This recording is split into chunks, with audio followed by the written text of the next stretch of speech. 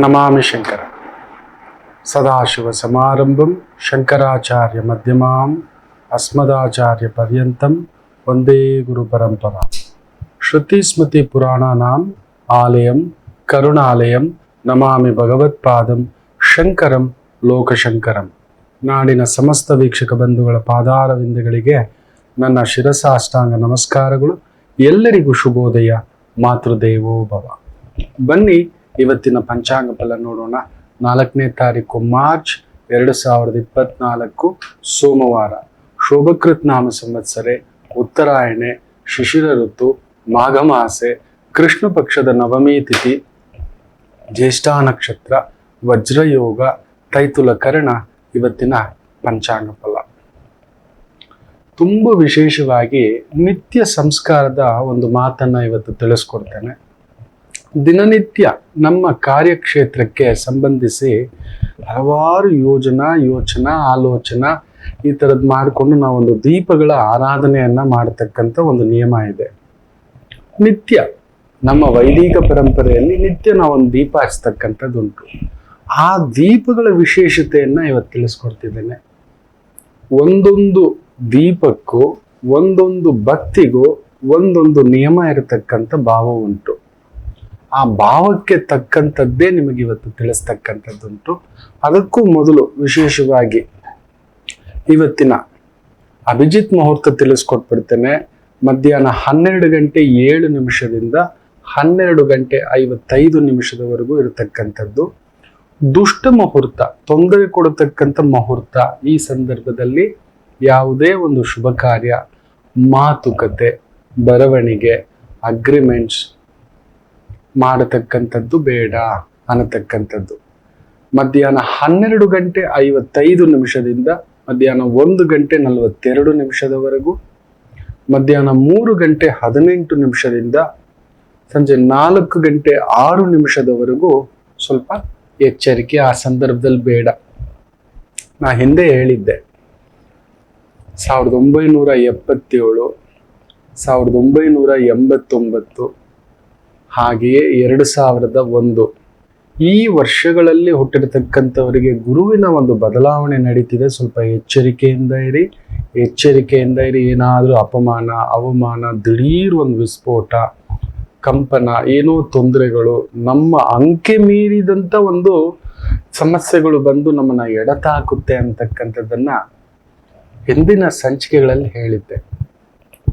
ನೋಡಿ, ಅದರ ಪ್ರಭಾವಗಳು ಸೂಕ್ಷ್ಮವಾಗಿ ತೋರಿಸ್ತಿರ್ತಕ್ಕಂಥದ್ದು. ನಮ್ಮನ್ನೇ ಅಟ್ಟಿಸ್ಕೊಂಡು ಬರ್ಬೇಕಾ? ನಮ್ಮ ಊರಿನಲ್ಲೇ ಆಗ್ಬೇಕಾ? ನಮ್ಮವರೇ ಆಗ್ಬೇಕಾ? ನಾವೇನಾದ್ರೂ ಒಂದು ಅಡಿಗೆ ಮಾಡ್ತೇವೆ ಅನ್ನೋದಾದ್ರೆ ಒಂದು ಸ್ವಲ್ಪ ಅನ್ನ ತೆಗೆದು ಬೆಂದಿದೆಯಾ, ಒಂದು ರಸಂ ಸಾಂಬಾರು, ಉಪ್ಪು ಖಾರ ಹುಳಿ ಇದೆಯಾ, ಕರೆಕ್ಟಾಗಿದೆಯಾ, ರುಚಿಗೆ ತಕ್ಕಷ್ಟಿದೆಯಾ ಅನ್ನೋದಕ್ಕೋಸ್ಕರ ಸ್ವಲ್ಪ ಹಾಕಿ ರುಚಿ ನೋಡ್ತೇವೆ. ಹಾಗೆ ಕೆಲವು ಜಾತಕಗಳನ್ನ ನಾವು ಸ್ಯಾಂಪಲ್ಸ್ ಇಟ್ಕೊಂಡಿರ್ತೇವೆ. ಇದಕ್ಕೋಸ್ಕರವೇ ಕೆಲವು ವ್ಯಕ್ತಿಗಳು ಕೆಲವು ಜಾತಕಗಳನ್ನ ಸೂಕ್ಷ್ಮವಾಗಿ ವೈದಿಕರಾಗಿ ಗಮನಿಸ್ತಾ ಇರ್ತೇವೆ. ಆ ಒಂದು ಸ್ಥಾನ ಬರ್ಲಿಕ್ಕಿದೆಯಲ್ಲ, ಸುಮ್ಮನೆ ಅಲ್ಲ, ತುಂಬಾ ಪರಿಶ್ರಮ ಪಟ್ಟಿರ್ತಾರೆ. ಅವರಿಂದ ಎಷ್ಟು ಕಿತ್ಕೊಂಡಿರುತ್ತೆ ಬದುಕು, ಸುಮ್ಮನೆ ಕೊಡಲ್ಲ ಆ ಸ್ಥಾನ. ಅವ್ ಹೇಳ್ತವೆ, ದೊಡ್ಡವ್ರು ಬಿಡಿ ಸ್ವಾಮಿ, ದೊಡ್ಡವರಾಗೋದು ಸುಲಭವಲ್ಲ. ತುಂಬಾ ತ್ಯಾಗ, ಬಲಿದಾನ, ಪರಿಶ್ರಮ, ನಿದ್ದೆ, ಕುಟುಂಬ ಎಲ್ಲ ಕಿತ್ಕೊಂಡಿರುತ್ತೆ. ಆ ನಂತರವೇ ಆ ಸ್ಥಾನ, ಸುಮ್ಮನೆ ಅಲ್ಲ. 1977 ಬಹುದೊಡ್ಡ ನಟ, 77ರಲ್ಲೇ ಹುಟ್ಟಿರೋದು. ಇತ್ತೀಚೆಗೆ ನಡೀತಿರತಕ್ಕಂಥ ಕೆಲವೊಂದು ಮಾತುಗಳು, ಮೂವಿಗೆ ಸಂಬಂಧಪಟ್ಟಂಥದ್ದು, ಚಲನಚಿತ್ರಕ್ಕೆ ಸಂಬಂಧಪಟ್ಟಂಥದ್ದು, ಅಲ್ಲೊಂದು ನಿರ್ದೇಶಕ, ನಿರ್ಮಾಪಕ, ನಟ, ಅಲ್ಲೊಂದು ಕಂಪ್ಲೇಂಟ್ಸು, 77ರಲ್ಲೇ ಹುಟ್ಟಿರೋದು. ನೋಡಿ, ಗುರುವಿನ ಬದಲಾವಣೆ ನಡೀತಿದೆ, ಎಚ್ಚರಿಕೆ ಅಂತ ಹೇಳಿದ್ದೆ. ಇದೊಂದು ಸ್ಯಾಂಪಲ್. 89ರಲ್ಲೂ ಹುಟ್ಟಿರ್ತಕ್ಕಂಥವ್ರು ಹುಷಾರಾಗಿರಿ, ಗುರು ಬದಲಾವಣೆ ಉಂಟು ಅಂತ ಹೇಳಿದ್ದೆ. ರಾಮೇಶ್ವರಂ ಕೆಫೆಯ ಆ ಒಂದು ಡೈರೆಕ್ಟರ್ ಇದಾರಲ್ವಾ, ಅವರು ಹುಟ್ಟಿರೋದು 1989. ಆ ತಾಯಿ ಜೀವ, ದಿವ್ಯಾ ಮಗು. ನೋಡಿ, ದಿಢೀರಂತ ಅಲ್ಲೊಂದು ಯಾರೋ ಬರ್ತಾನೆ, ಇನ್ನೊಂದೇನೋ ಇಡ್ತಾನೆ, ಅಲ್ಲೊಂದು ನಡೆಯುತ್ತೆ, ಹೆಸರು ಕಳಂಕವು, ಏನೋ ಒಂದು ತರಬೇಕು ಒಟ್ಟಿನಲ್ಲಿ. ಯಾಕೆ ಈ ಒಂದು ಸನ್ನೆಗಳನ್ನ ಹೇಳ್ತಿದ್ದೇನೆ ಅಂದ್ರೆ, ನಿಮಗೂ ಕೂಡ 77, 89 ಸಾಮಾನ್ಯರಾಗಿ ಹುಟ್ಟಿದ್ರು ಕೂಡ ನೋಡಿ ಅವ್ರು ತಟ್ಕೋತಾರೆ, ನಿಂತ್ಕೋತಾರೆ. ಯಾಕಂದ್ರೆ ಅವ್ರಿಗೆ ದೊಡ್ಡ ದೊಡ್ಡ ಬಂಡೆಗಲ್ಲುಗಳನ್ನ ಭೇದಿಸ್ಕೊಂಡು ಶಿಲಾಮೂರ್ತಿಯಾಗಿ ನಿಂತಿರ್ತಕ್ಕಂಥವ್ರು. ತಾನಾಗ ಆಯ್ತಾ, ಅದು ಬಾಯಿ ಜಾರಿ ಬಂತ, ಇಲ್ಲ ತಾನಾಗಿ ನಮ್ಮ ರಾಮೇಶ್ವರಂ ಕೆಫೆಗೆ ಬರ್ಬೇಕಾ, ಹೌದು ಅಲ್ಲೇ ಬರ್ಬೇಕಾ, ನೋಡಿ ನಿಂತಿದ್ದಾರೆ, ನಿಂತ್ಕೊಂಡಿದ್ದಾರೆ. ತುಂಬಾ ದೊಡ್ಡ ಹೆಸರು, ದಿಢೀರಂತ ಹೆಸರು ಬರ್ಲಿಲ್ಲ, ಅದ್ರ ಹಿಂದ್ಗಡೆ ತುಂಬಾ ಪರಿಶ್ರಮ ಇದೆ, ತುಂಬಾ ತ್ಯಾಗಗಳಿದ್ದಾವೆ. ಆ ನಟ ಇರ್ಬೋದು, ಈ ಕೆಫೆ ಇರ್ಬೋದು, ಇದೆ. ನೀವು ಕೂಡ ಈ 77, 89, 2001 ತುಂಬಾ ಹುಷಾರಾಗಿರಿ. ಇದಕ್ಕೆ ಈ ಸನ್ನೆಗಳನ್ನ ತಿಳಿಸ್ಕೊಡೋದು. ಈ ವರ್ಷಗಳಲ್ಲಿ ಹುಟ್ಟಿರೋರು ಸ್ವಲ್ಪ ಜಾಗರೂಕತೆ, ಈ ಮಾಸದಲ್ಲಿ ಹುಟ್ಟಿರೋರು, ಈ ಸಂಖ್ಯೆಗಳಲ್ಲಿ ಹುಟ್ಟಿರೋರು. 13ನೇ ತಾರೀಕು ಬಗ್ಗೆ ಹೇಳಿದ್ದೆ, ಇನ್ನೂ ಒಂದಿದೆ ದೊಡ್ಡದಾಗಿ, 17ನೇ ತಾರೀಕಿನ ಬಗ್ಗೆ ಕೂಡ ಹೇಳೋದುಂಟು. ಹೇಳ್ತೇನೆ, ತಿಳಿಸ್ಕೊಡ್ತೇನೆ, ಖಂಡಿತ ಕಾಯ್ತಿರಿ. ಯಾಕಂದ್ರೆ ಇವೆಲ್ಲ ಸಣ್ಣ ಸಣ್ಣ ಒಂದು ಸೂಚನೆಗಳು. ನಾವು ಎಚ್ಚರಿಕೆ, ಓಹೋ ನಾನು ಕೂಡ ಈ ಸಂಖ್ಯೆಯ ಪ್ರಭಾವದಲ್ಲಿದ್ದೇನೆ, ಈ ವ್ಯವಹಾರದ ಪ್ರಭಾವದಲ್ಲಿದ್ದೇನೆ, ಈ ರೀತಿಯ ವ್ಯಕ್ತಿಗಳು ಗೊತ್ತಿಲ್ಲ, ಕರ್ಕೊಂಡು ಹೋಗುತ್ತೆ ಮಕ್ಕಳೇ. ಗ್ರಹಗಳು ತಮ್ಮ ಕೆಲಸ ಮಾಡುವುದನ್ನ ಬಿಡುವುದಿಲ್ಲ. ಅಲ್ಲೇ ಬರ್ಬೇಕಾ, ಅಲ್ಲೇ ಒಂದು ಪ್ರವೋಕ್ ಆಗ್ಬೇಕಾ, ಆ ಕಿವಿಗೆ ಹೋಗ್ಬೇಕಾ, ಇಲ್ಲ ಆತ ತಲೆ ಕೆಡಿಸ್ಕೋಬೇಕಾ, ಇನ್ನೊಂದು ಮಾಡ್ಬೇಕಾ, ಇನ್ನೊಂದು ಮಾತಾಡ್ಬೇಕಾ, ಮಾತಾಡಿಸ್ಬಿಡುತ್ತೆ. ನಮ್ಮ ಸನ್ಮಾನವೂ ನಮ್ಮ ಕೈಯಲ್ಲಿಲ್ಲ, ನಮಗೆ ಬರುವ ಅವಮಾನವೂ ನಮ್ಮ ಕೈಯಲ್ಲಿಲ್ಲ. ಏನು ನಡೆಯಬೇಕು ನಡೆಯುತ್ತೆ. ಅದಕ್ಕೆ ತಡೆದುಕೊಳ್ಳುವ ಶಕ್ತಿಗೆ ನಾವು ಆ ಭಗವಂತನಲ್ಲಿ ಪ್ರಾರ್ಥನೆ ಮಾಡೋದು. ಇದನ್ನೇ ನಳಮಹಾರಾಜ ವಿದರ್ಭ ದೇಶದ ಆ ಒಂದು ಯುವರಾಣಿ ದಮಯಂತಿಯನ್ನ ಮದುವೆ ಆಗ್ತಕ್ಕಂಥದ್ದು. ಮೊದಲನೇ ರಾತ್ರಿಯ ಪ್ರಥಮ ರಾತ್ರಿ ಆತ ಎಷ್ಟು ಚೆನ್ನಾಗಿ ಕುಳಿತುಕೊಂಡು ಹೇಳ್ಕೊಡ್ತಾನೆ ಗೊತ್ತಾ, ಧರ್ಮಪತ್ನಿಗೆ ಧರ್ಮವನ್ನ ತಿಳಿಸ್ಕೊಡ್ತಾನೆ ನಳಮಹಾರಾಜ. ಸೂರ್ಯವಂಶದಲ್ಲಿ ಹುಟ್ಟಿರ್ತಕ್ಕಂಥವ್ರು, ನೆನಪಿಟ್ಕೊಳ್ಳಿ.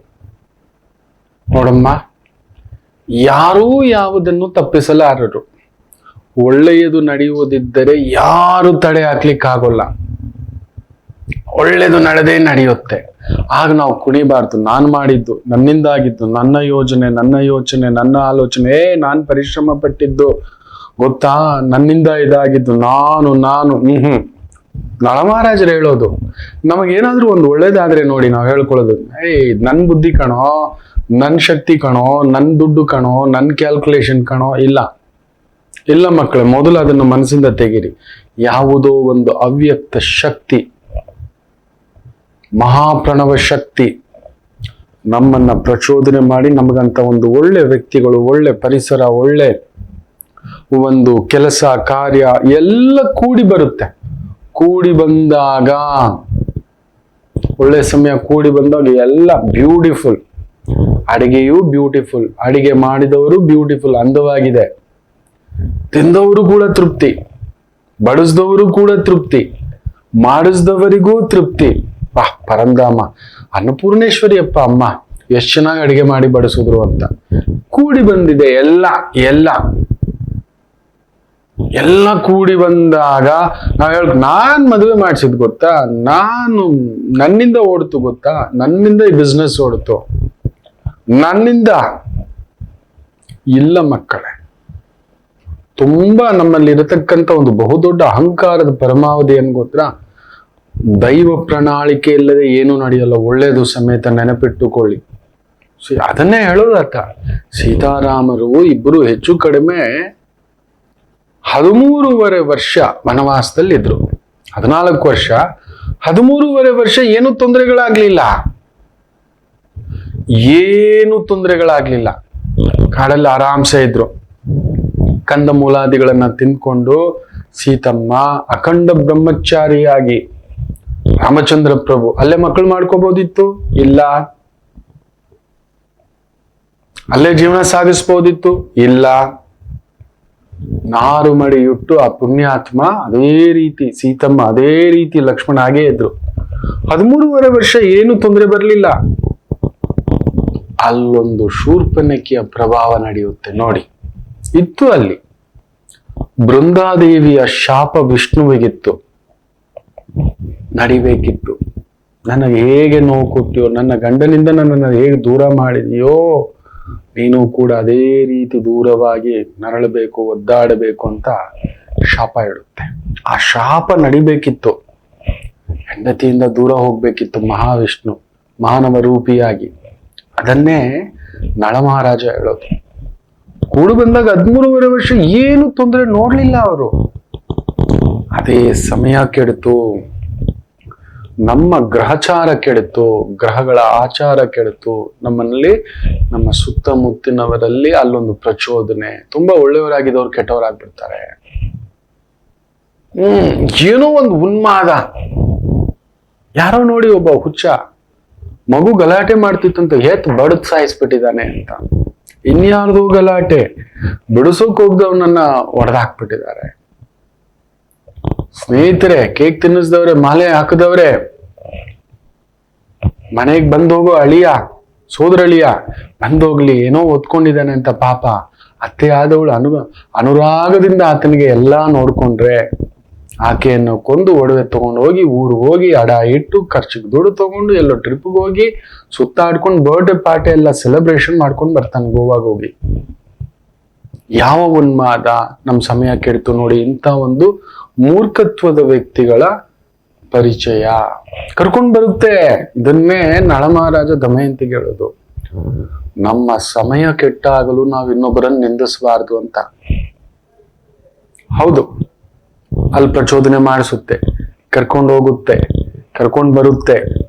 ಇಷ್ಟು ದಿನ ಇಲ್ಲದ ಇವನಿಗೇನೋ ಬಂತು, ಕೇಡುಗಾಲಕ್ಕೆ ವಿನಾಶಕಾಲೆ ವಿಪರೀತ ಬುದ್ಧಿ. ಇದೇನೋ ಹಿಂಗೋಗಿ ಸೇರ್ಕೊಂಡ, ಏನೋ ಮಾಡ್ಕೊಂಡ, ನೆಮ್ಮದಿಯಾಗಿದ್ನಲ್ಲೂ ಇದೆಲ್ಲ ಬೇಕಿತ್ತಾ ಅಂತ ಹೇಳ್ತವೆ. ಇಲ್ಲ,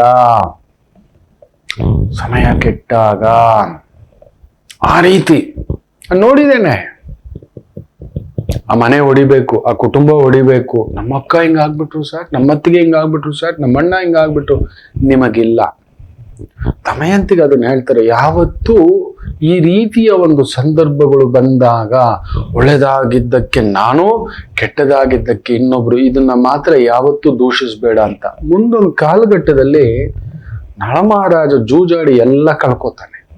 ತನ್ನ ಸಡಕ ಚಿಕ್ಕಪ್ಪನ ಮಗನ ಜೊತೆ ರಾಜ್ಯಭ್ರಷ್ಟನಾಗ್ಬಿಡ್ತಾನೆ. ನೋಡಿ, ದಮಯಂತಿಗೆ ಆಗ ನೆನಪಿಗೆ ಬರುತ್ತೆ, ಒಳ್ಳೆಯ ಸಮಯ ಇದ್ದಾಗ ನನ್ನ ಮಹಾರಾಜ, ನನ್ನ ದೊರೆ. ಕೆಟ್ಟಿದ ತಕ್ಷಣ ಅವನು ಯಾರೋ ಬಂದ, ಈಗ ಪ್ರಚೋದನೆ ಮಾಡ್ದ, ಹಾಗೆ ಹೀಗೆ.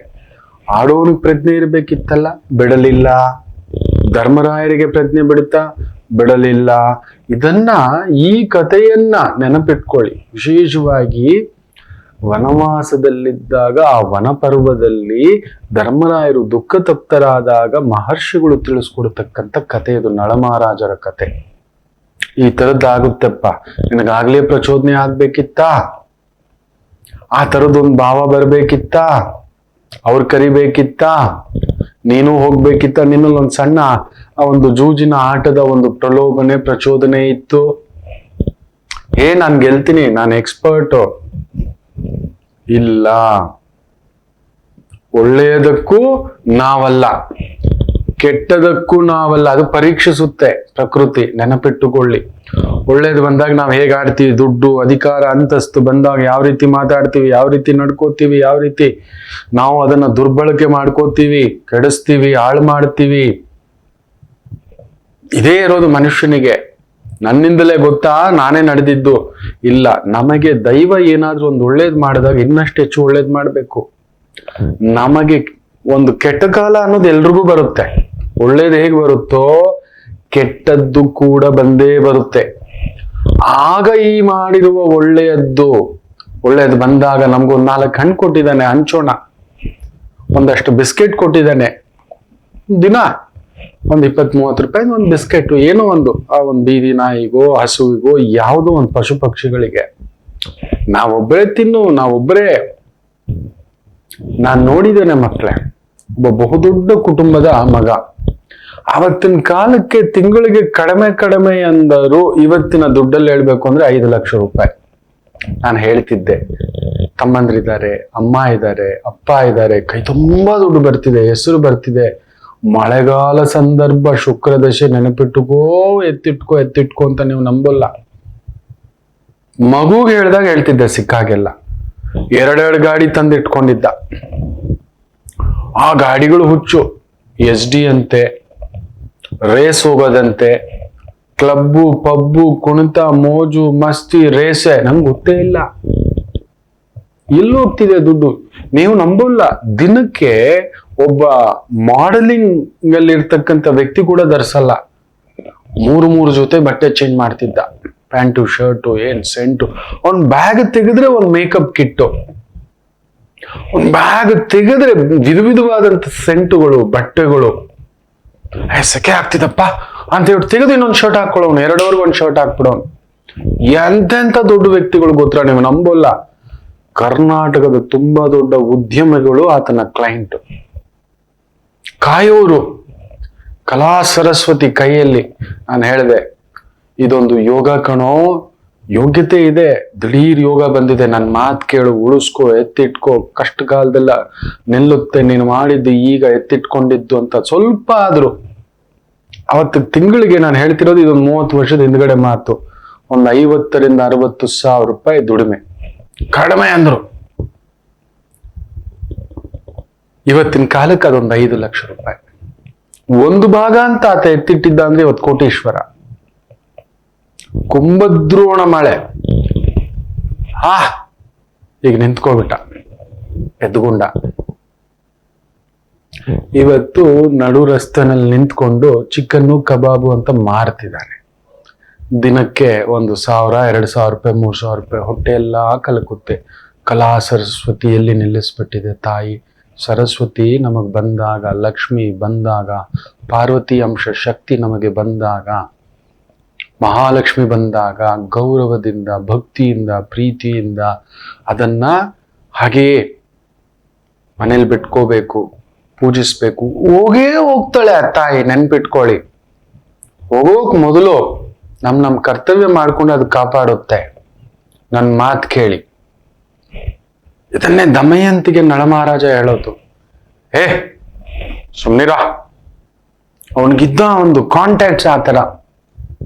ಪ್ರತಿಯೊಬ್ಬ ದೊಡ್ಡ ದೊಡ್ಡ ಉದ್ಯಮಿಯ ಮನೆಯಲ್ಲಿ ಆತನ ಕೆಲಸ ಇತ್ತು, ದೇವರ ಕೆಲಸ. ಹಾಗೆಯೇ ದೇವತೆ ಇಳಿದು ಬರ್ತಿದ್ಲು. ಆತನಿಂದ ಕಲ್ತಿದ್ ನಾನು. ಯಾವ ದೇವರಿಗೆ ಅಸ್ತ್ರಂ ಶಸ್ತ್ರಂ ಆಂಗಿಕಂ ಸಾಂಗಿಕಂ ನಿಲ್ಲೋದು, ಪೂಜೆ ಅನ್ನತಕ್ಕಂಥದ್ದು ಎಲ್ಲಾ ದೇವಿ ಒಂದೇ. ಒಂದೊಂದು ದೇವಿಗೆ ಒಂದು ಹೂವು ಇಟ್ರೆ ಈ ದೇವಿ, ಈ ಹೂವು ಇಟ್ರೆ ಈ ದೇವಿ, ಕಬ್ಬಿಟ್ರೆ ಈ ದೇವಿ, ಈ ರೀತಿ. ಗಿಳಿ ಇದ್ರೆ ಈ ದೇವಿ, ಹಂಸ ಇದ್ರೆ ಈ ದೇವಿ, ಸಿಂಹದ ಮೇಲೆ ಕುಳಿತರೆ ಈ ದೇವಿ, ಹುಲಿಯ ಮೇಲೆ ಕುಳಿತರೆ ಈ ದೇವಿ. ಹೌದಾ? ಓಹೋ, ಪಟ್ಟಾಗಿ ಮಾಡ್ತಿದ್ದ. ಅವತ್ತು ಆ ಒಳ್ಳೆ ಸಮಯ ಬಂದಾಗ ಉಳಿಸ್ಕೊಳ್ಳೆಲ್ಲ ನಂದೇ ಅಂತ. ಇವತ್ತು ನೋಡಿ ಕಣ್ಣಲ್ಲಿ ನೀರು ಬರುತ್ತಾ. ಸರಸ್ವತಿಗೆ ಕೈಯಲ್ಲಿ ಹಿಡಿದಂತವ, ಏನಪ್ಪಾ ಇದು, ರಾಮಪ್ರಭು ಹನುಮಪ್ರಭು ಅನ್ನತಕ್ಕಂಥದ್ದು. ಅಲ್ಲೊಂದು ಸಣ್ಣ ಭಯ, ಭಕ್ತಿ, ಪ್ರೀತಿ ಇದನ್ನಿಟ್ಕೊಂಡ್ರೆ ನಿಮ್ಗೆ ಒಲಿಯುತ್ತೆ ಮಕ್ಕಳೇ. ನಳಮಹಾರಾಜ ದಮಯಂತಿಗೆ ಹೇಳಿದ್ದದೆ, ಒಳ್ಳೇದಕ್ಕೂ ನಾವು ಕಾರ್ಯಕರ್ತರಲ್ಲ. ನನ್ನಿಂದ ಆಯ್ತು, ನಾವು ಮಾಡಿದ್ದು ನನ್ನ ಬುದ್ಧಿವಂತಿಕೆ. ಇವತ್ತಿಗೂ ನೋಡಿ, ಬೇಜಾರು ಮಾಡ್ಕೋಬೇಡಿ, ನಾನು ಯಾವುದೇ ರಾಜಕೀಯ ಪಕ್ಷದ ಫಾಲೋವರ್ ಅಲ್ಲ. ನಾವು ಮಾಡೋ ಹಾಗಿಲ್ಲ ವೈದಿಕವಾಗಿ, ತಪ್ಪು. ಸೂಕ್ಷ್ಮವಾಗಿ ಗಮನಿಸ್ತಿರ್ತೇವೆ. ಮಲ್ಲಿಕಾರ್ಜುನ ಖರ್ಗೆ ಅವರು 50 ವರ್ಷದಿಂದ ತುಂಬ ಸಹೃದಯ ರಾಜಕಾರಣಿ. ಯಾಕೆ ಸಹೃದಯ ಅಂತಾನೆ ಅಂದ್ರೆ, ಅವ್ರು ಎದ್ದು ಬಂದಿದ್ರೆ, ಬೇರೆ ಪಕ್ಷ ಬೇರೆ ಮಾತು ಅಂತ ಹಿಂಗ ಅಂದಿದ್ರೆ ಯಾವತ್ತೋ CM ಇನ್ನೊಂದೇನಾದ್ರೂ ಆಗಿರೋರು, ಗವರ್ನರ್ ಎಲ್ಲ ಆಗ್ಬಿಟ್ಟಿರೋರೇನೋ. ಹೌದು ಇಲ್ಲ, ಅಲ್ಲೇ ನಿಂತಿದ್ದಾರೆ ನೋಡಿ. ವಿಚಾರಗಳು ಬೇಡ, ಬೇರೆ ಏನೇನೋ ಕಮೆಂಟ್ಸ್ ಹಾಕ್ಬೇಡಿ. ಬೇಡ, ತಪ್ಪು. ಮಾತಾಡಬಾರದು, ತಪ್ಪು. ಕೆಲವು ರಾಜಕೀಯ ವ್ಯಕ್ತಿಗಳನ್ನ ನೋಡಿ ನೀವು, ಪಕ್ಷದಿಂದ ಪಕ್ಷಕ್ಕೆ ಅಧಿಕಾರ, ದುಡ್ಡಿಗೆ ಏನ್ ಬೇಕಾದ. ಇತ್ತೀಚೆಗೆ ಈ ರಾಜ್ಯಸಭಾ ಎಲೆಕ್ಷನ್ ಅಲ್ಲಿ ನಡೆದಂತ ಒಂದು ಘಟನೆಗಳನ್ನ ನೋಡಿರ್ತೀರಿ. ನಮಗೆ ಆಶ್ಚರ್ಯ, ಏನೋ ಇದು ಮಾತೃ ಪಕ್ಷಕ್ಕೆ, ಪಕ್ಷ ಅನ್ನೋ ಮಾತಿಲ್ಲ. ತನ್ನ ಒಂದು ಗೆಲ್ಲಿಸಿದಂತ ಒಂದು ಕ್ಷೇತ್ರದ ಜನಗಳ ಮಾತು ಏನೂ ಇಲ್ಲ. ಯೋಚನೆ ಮಾಡಿ ನೋಡಿ. ಅವತ್ತು ಎಲೆಕ್ಷನ್ ಆದಾಗ, ನಮ್ಮ ಕರ್ನಾಟಕದ ಎಲೆಕ್ಷನ್ ಲಾಸ್ಟ್ ಇಯರ್ ಆಯ್ತಲ್ವಾ, ಮೇನಲ್ಲಿ ರಿಸಲ್ಟ್ ಬಂತಲ್ವಾ, ಅಧಿಕಾರಕ್ಕೆ ಬರಲೇಬೇಕು ಅಂತ ಏನಾದರೂ ಒಬ್ಬರು ಹಠ ತೊಟ್ಟಿದ್ದರೆ, ಕದಲ್ ಬಿಟ್ಟಿದ್ದಾರೆ ಅವತ್ತೇ ಸಿಎಂ ಅವರು. ಇಲ್ಲ ಇಲ್ಲ, ಎಷ್ಟು ಕೇಸುಗಳಿದ್ದಾವೆ ನೆನಪಿಟ್ಟುಕೊಳ್ಳಿ. ಗ್ರಹಗಳ ಪ್ರಭಾವ, ನಾವಂತೇವೆ ಸತ್ಯ ಅಸತ್ಯತೆಗಳನ್ನ ತೋರಿಸುತ್ತೆ, ನಮ್ಮ ಯೋಗ ಯೋಗ್ಯತೆಗಳನ್ನ ತೋರಿಸುತ್ತೆ. ಅದಕ್ಕೆ ಇವತ್ತು ಈ ದೀಪಾರಾಧನೆಯ ಬಗ್ಗೆ ಕೂಡ ತಿಳಿಸ್ತಿದ್ದೇನೆ. ಹಾಗೆ ಈ ರೀತಿ ಪ್ರಭಾವಗಳು ನಿಮ್ಮ ಜೀವನದಲ್ಲಿ ಆದಾಗ ಒಂದು ಎಚ್ಚರಿಕೆ. ಅದು 1977 ದೊಡ್ಡ ನಟ, ಆ ಮಟ್ಟದ ವ್ಯಕ್ತಿ ಆಗಲಿಕ್ಕೆ ಸಾಧ್ಯನೇ ಇಲ್ಲ ಮಕ್ಕಳೇ. ಆ ಫಾಲೋ, ಆ ಜನ, ಬಾ ಸುಮ್ಮನೆ ಅಲ್ಲ, ಬಾಕ್ಸ್ ಆಫೀಸ್ ಸುಲ್ತಾನ್ ಅಂತಾರೆ. ಮಾತಾಡ್ಬೇಕಿತ್ತ, ವೇದಿಕೆ ಮೇಲೆ ಮಾತಾಡ್ಬೇಕಿತ್ತ, ಕೆದಕ್ಬೇಕಿತ್ತ, ನಾ ಹೇಳಿದ ಗುರು ಬದಲಾವಣೆ ಬಿಡುವುದಿಲ್ಲ, ಹುಡುಕಿ ಬರುತ್ತದೆ ಅನ್ನತಕ್ಕಂಥದ್ದು ಬರುತ್ತೆ. ಈ ಪುಟ್ಟ ಮಗು ಕಟ್ಟಿರೋ ಸಾಮ್ರಾಜ್ಯ, ಈ ಕೆಫೆ ಸಾಮ್ರಾಜ್ಯ, ಇವತ್ತು ಅಂಬಾನಿಯ ಮಗನ ಮದುವೆಯ ಕೆಟರಿಂಗ್ ಸುಮ್ಮನೆ ಅಲ್ಲ ರೀ. ನಮ್ಮನ್ನೆಲ್ಲ ಅಲ್ಲಿ ಎಂಟ್ರಿನೂ ಇಲ್ಲ, ನಾವ್ ಯಾರು ಗೊತ್ತೇ ಇಲ್ಲ. ಮ್ಯಾಚ್ ಯಜಮಾನ ಅಲ್ಲಿ ಕೂತಿದ್ದಾನೆ, ಅಡ್ಗೆಗಳು ಅದು ಇದು, ಇಲ್ಲಿ ಯಾರು ಬರ್ತಾನೆ, ಗಡ್ಡ ಬಿಟ್ಕೊಂಡು ಮಾಸ್ಕ್ ಹಾಕೊಂಡು ಇಡ್ಲಿ ತಿನ್ಬಿಟ್ಟು ಬ್ಯಾಗ್ ಇಟ್ಬಿಟ್ಟು ಬೂಮ್. ನೋಡಿ, ನಮ್ಮ ಕೆಫೆ ಸಿಗ್ಬೇಕಿತ್ತ, ನಮ್ಮ ಮಗು ಕೆಫೆನೆ ಸಿಗ್ಬೇಕಿತ್ತ, 89 ಹುಟ್ಟಿರ್ತಕ್ಕಂಥ ನಮ್ಮ ಮಗು ಇದಕ್ಕೆ ಬರ್ಬೇಕಿತ್ತ. ಯೋಚನೆ ಮಾಡಿ ನೋಡಿ, ಗ್ರಹಗಳ ಪ್ರಚೋದನೆ. ಜಾಗ್ರತೆ ಜಾಗ್ರತೆ ಜಾಗ್ರತೆ, ಇದೆಲ್ಲ ಸನ್ನೆಗಳು. ಪ್ರಚೋದನೆಗೆ ಒಳಗಾಗ್ಬೇಡಿ, ಆತಂಕಕ್ಕೆ ಒಳಗಾಗ್ಬೇಡಿ, ಸ್ವಲ್ಪ ಎಚ್ಚರಿಕೆ. ಅದಕ್ಕೆ ಇವತ್ತು ವಿಶೇಷವಾಗಿ ದೀಪಾರಾಧನೆಯ ಬಗ್ಗೆ ಮಾಲಿಕೆಗಳನ್ನ ತಗೊಂಡು ಬಂದಿದ್ದೇನೆ. ಎಲ್ರು ನಮ್ಮ ಮನೆಯಲ್ಲಿ ನಮ್ಮ ಇಷ್ಟಕ್ಕೆ, ನಮ್ಮ ಕೋರಿಕೆಗೆ ತಕ್ಕಂತೆ ಒಂದು ದೀಪ ಹಚ್ತಿರ್ತೇವೆ, ಹೌದಲ್ವಾ? ಅದರಲ್ಲೂ ಇವತ್ತು ತಿಳಿಸ್ತಿರ್ತಕ್ಕಂಥದ್ದು, ಒಂದು ಬತ್ತಿಯ ದೀಪವನ್ನ ಹಚ್ಚುವುದರಿಂದ ಆಗುವ ಪ್ರಯೋಜನ ಮಧ್ಯಮ ಅಂತ ಹೇಳ್ತೇವೆ. ಅಲ್ಲೊಂದು ದೀಪ ಇದೆ, ಒಂದು ಬತ್ತಿ ಇಟ್ಟಿದ್ದೀರಿ, ಎಣ್ಣೆ ಹಾಕಿದಿರಿ, ದೀಪ ಹಚ್ತಿದ್ದೀರಿ. ಎಣ್ಣೆಗಳನ್ನು ತಿಳ್ಕೋಬೇಕು, ಬತ್ತಿಗಳನ್ನೂ ತಿಳ್ಕೋಬೇಕು ಅಂತ ಹೇಳ್ತೇವೆ. ಇರ್ಲಿ, ನಿಮಗೆ ತಕ್ಕ ಮಟ್ಟಿಗೆ ಒಂದು ಹತ್ತಿ ತಗೊಬಂದು ನೀವೇ ರೆಡಿ ಮಾಡಿ ಅಲ್ಲೊಂದು ಬತ್ತಿ ಇಟ್ಟು ದೀಪ ಹಚ್ತಿದ್ದೀರಿ. ಬ್ಯೂಟಿಫುಲ್. ಮಧ್ಯಮವೇ, ತಕ್ಕ ಮಟ್ಟಿಗೆ ನಿಮ್ಮ ಊಟಕ್ಕೆ, ಬಟ್ಟೆಗೆ, ವ್ಯವಸ್ಥೆಗೆ ಕೊರತೆ ಬರುವುದಿಲ್ಲ, ನಡೆಸ್ಕೊಂಡು ಹೋಗುತ್ತೆ.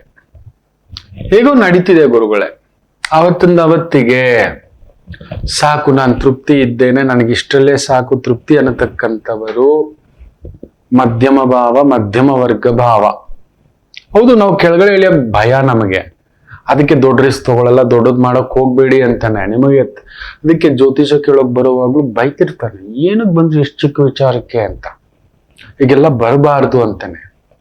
ದೊಡ್ಡದು ನಿಮ್ಮ ಮಟ್ಟಕ್ಕೆ ಕೈ ಮೀರಿತ್ತು, ಯಾರೋ ಪುಣ್ಯಾತ್ಮ ಮಿಲಿಟರಿಲಿ ಇದ್ದವ, ರಿಟೈರ್ಡ್ ಆದ್ಮೇಲೆ ಪೊಲೀಸ್ ಇಲಾಖೆಲ್ಲ ಆಗಿದೆ, ಅಲ್ಲಿ ಬರ್ದಿದ್ದಾನೆ ಕೋರ್ಟು, ಲೀಗಲ್ಲು ಇದೆಲ್ಲ ಬರ್ದಿದ್ದಾನೆ. ಆ ಸಿಸ್ಟಮ್ನಲ್ಲೇ ಕೆಲಸ, ಬಟ್ ಆ ಸಿಸ್ಟಮ್ನಲ್ಲಿ ಇದ್ದೇ ಅದರಲ್ಲೇ ಒದ್ದಾಟ. ನಿನ್ ಜೀವಮಾನದಲ್ಲಿ ಮನೆ ಕಟ್ಟಬಾರ್ದು ಅಂತ. ಒಂದು 10 ವರ್ಷ ಮೇಲೆ ಆಗಿದೆ, ಮನೆ ಕಂಪ್ಲೀಟ್ ಆಗಿಲ್ಲ, ಒಂದು ಅರ್ಧದಲ್ಲೇ ನಿಂತು ಬಿಟ್ಟಿದೆ. ಮತ್ತಿನ್ನೊಂದು ಮನೆ, ಅದು ಹಾಗೆ, ಜಾಗ ಮತ್ತೊಂದು, ಅದು ತಗಾದೆ, ಅಲ್ಲೇ ತೋರ್ಸ್ಕೊಟ್ಬಿಟ್ಟಿದೆ ಅಲ್ಲ ಮಗು. ನಿನಗೆ ಕಡಿಮೆ ಅಂದ್ರೂ 2-3 ಬಾರಿ ಮರಾಕಿಲಾಗಿ ಪ್ರಾಣಾಪಾಯದಿಂದ ಪಾರು ಮಾಡಿಟ್ಟಿದೆ. ಈಗ ಮತ್ತೆ ಆ ಕುಜನ್ ಪ್ರಭಾವಕ್ಕೊಳಗಾಗಿ ಇನ್ನೊಂದು ಮನೆ ಕಟ್ತೀನಿ ಇಲ್ಲ. ಇದನ್ನ ತಿಳ್ಕೊಳ್ಳಿ. ನಾನು ಮಾಡೋದೇ ನಿಮ್ಮ ಇಷ್ಟ. ಆಲ್ರೆಡಿ 3 ತಗಾದೆನಲ್ಲಿದೆ, 4ನೇ ತಂದಿಟ್ಕೊಳ್ಳಿ ಅಷ್ಟೇ. ಇಲ್ಲ, ಕೆಲವರು ಇಲ್ಲ ಅಂದಿದ್ರೆ ಅದನ್ನ ನಿಲ್ಲಿಸ್ಕೋಬೇಕು, ನಾವು ನಿಲ್ಲಿಸ್ಕೊಳ್ಳಲ್ಲ. ನಾವು ಮಧ್ಯಮ ವರ್ಗದವ್ರು ಏನ್ ಗೊತ್ತಾ, ಆಕಾಶಕ್ಕೆ ಕಂಬಾರಿ ಕೈ ಚಾಚ್ಬಿಡೋದು, ಬಿದ್ರೆ ನಿಂತ್ಕೋತೀವ ಅನ್ನೋ ಒಂದು ಸಾಮರ್ಥ್ಯ ಇದೆಯಾ? ಇಲ್ಲ. ಅದಕ್ಕೆ ನನಗೆ ಇದ್ದದ್ದರಲ್ಲಿ ತೃಪ್ತಿಯಾಗಿದ್ದೇನೆ ಸಾಕು ಗುರುಗಳೇ.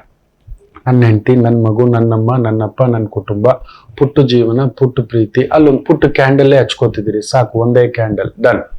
ಮಧ್ಯಮ ಭಾವ ಇರುವುದರಲ್ಲೇ ನಿಮಗೆ ಬದುಕು ಅಷ್ಟೇ ಅಚ್ಚುಕಟ್ಟಲ್ಲಿ ಇಟ್ಟಿರ್ತಾನೆ ಇರುತ್ತೆ. ಮಾಮೂಲಿ ಮನುಷ್ಯ ಅಂದ ಮೇಲೆ ಸ್ವಲ್ಪ ಲೋಪ, ದೋಷ, ಕಷ್ಟ, ನಷ್ಟ, ಒದ್ದಾಟ ಅದಿರುತ್ತೆ. ಎಲ್ಲರ ಮನೇಲೂ ಒಂದು ಅನಾರೋಗ್ಯ, ಅಲ್ಲೊಂದು ಲೇವಾದೇವಿ.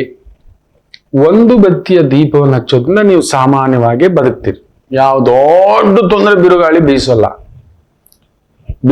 ತುಂಬಾ ದೊಡ್ಡ ಎತ್ತರಕ್ಕೆ ಬೆಳೆದು ಬಿಡ್ತೀನಿ, ಖಂಡಿತ ಹೋಗಲ್ಲ, ಆಗಲ್ಲ. ನಿಮ್ ಕೈಲಿ ಮಾಡೋಕ್ ಬಿಡಲ್ಲ ಅದು. ಒಂದು ಮುಖದ ಬತ್ತಿ, ಒಂದೇ ಮುಖ, ಒಂದೇ ಬತ್ತಿ ಇಟ್ಟಿದ್ದೀರಿ, ನಿಮ್ಮನ್ನಷ್ಟೇ ಜೀವನ ನಡೆಸ್ಕೊಂಡು ಸಾಕು. ನನ್ಗೊಂದು ಕಾರು, ಒಂದು ಪುಟ್ಟ ಮನೆ, ಒಂದ್ ಮಗು, ಅವ್ನು ಓದ್ಕೊಂಡ, ಅದಕ್ಕೊಂದ್ ಸಾಲ ಇರುತ್ತೆ, ಅದಕ್ಕೊಂದು ಕಮಿಟ್ಮೆಂಟ್, ಅಷ್ಟರಲ್ಲೇ ಜೀವನ ನಡೆಸ್ಕೊಂಡು ಹೋಗ್ಬೇಕು ಅನ್ನತಕ್ಕಂಥದ್ದಾದರೆ ಒಂದು ಮುಖದ ಇಲ್ಲ ಒಂದು ಬತ್ತಿಯ ದೀಪ ಹಚ್ಕೊಳ್ಳಿ. ನಾವು ದೊಡ್ಡದ್ ಸಾಧನೆ ಮಾಡ್ಬೇಕು, ಅದಕ್ಕೆ ಬೇರೆ ಲೆಕ್ಕ ಇದೆ. ದೊಡ್ಡದಾಗಿ ಏನಾದ್ರೂ ಒಂದ್ ಮಾಡ್ಬೇಕು. ನಿಮಗ್ ಮೀರಿದ್ದು, ನಿಮ್ಗೊಂದ್ 30,000 ಸಂಬಳ ಬರ್ತಿದೆ, ಒಂದ್ 3 ಲಕ್ಷದ ವ್ಯವಹಾರ ಮಾಡ್ಬೇಕು ಅಂದ್ರೆ ಅದು ದೊಡ್ಡದೇ, 10 ಪಟ್ಟು. ಹೌದು, 30,000 ಸಂಬಳದಲ್ಲಿ ಉಳಿಸಿ ಎತ್ತಿಡೋದಕ್ಕೆ ಕಡಿಮೆ ಅಂದ್ರೆ 3 ಲಕ್ಷಕ್ಕೆ ಒಂದ್ 4 ವರ್ಷ ಬೇಕು. 5ರಿಂದ 7,000 ತಿಂಗಳು ಹೊಟ್ಟೆ ಬಟ್ಟೆ ಕಟ್ಟಿ ಎತ್ತಿಟ್ಟೆ 4 ವರ್ಷ ಬೇಕು 3 ಲಕ್ಷವನ್ನು ಎತ್ತಿಡ್ಲಿಕ್ಕೆ. ಏನೋ ಒಂದು ಮಾಡಬೇಕು. ವಿಚಾರಿಸಿ, ವೈದಿಕವಾಗಿ ನಿಮಗ ಬಲ ಇದೆಯಾ, ಶಕ್ತಿ ಇದೆಯಾ, ಚೈತನ್ಯ ಇದೆಯಾ, ಮಾಡಬಹುದಾ, ಇಲ್ದಿದ್ರೆ ಮಾಡ್ಲಿಕ್ಕೆ ಹೋಗ್ಬೇಡಿ.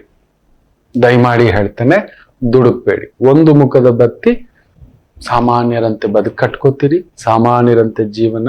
ತುಂಬಾ ದೊಡ್ಡದು ಏನೋ ಒಂದು ಆಗ್ಬಿಟ್ಟಿದೆ, ಬಿರುಗಾಳಿ ಬೀಸ್ಬಿಟ್ಟಿದೆ, ಒತ್ತಡ ಆಗ್ಬಿಟ್ಟಿದೆ, ಇನ್ನೊಂದೇನೋ ಆಗ್ಬಿಟ್ಟಿದೆ, ಖಂಡಿತ ಇಲ್ಲ. ಆ ಥರದ ತೊಂದರೆಗಳು ಬರೋಲ್ಲ, ತುಂಬಾ ಎತ್ತರಕ್ಕೂ ಕರ್ಕೊಂಡು ಹೋಗಲ್ಲ. ಆ ಥರದ್ ನೀವು ಮಾಡಬೇಕು ಅಂದಾಗ ವಿಚಾರಿಸಿ. ನಿಮ್ಮ ಮನೆಯ ಆ ಒಂದು ಬತ್ತಿ ದೀಪ ಯಾವ್ದು ಹಚ್ತಿದ್ದೀರಿ ನೋಡಿ, ನಿಮ್ಮೆಲ್ಲ ಅಳಕಿರುತ್ತೆ, ಖಂಡಿತ ಮಾಡಕ್ ಹೋಗಲ್ಲ.